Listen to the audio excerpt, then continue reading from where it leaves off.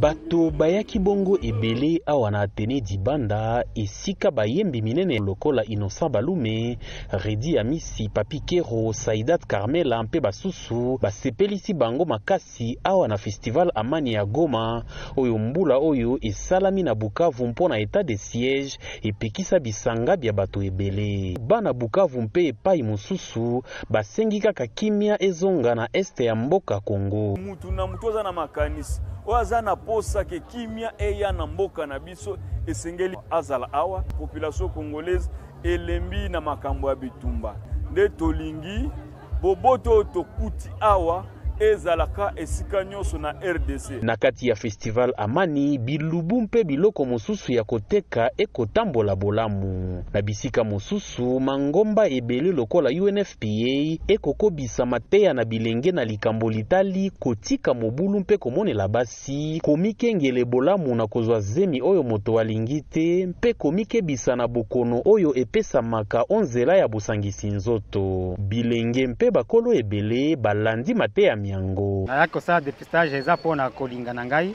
Ça fait longtemps na sali yango te.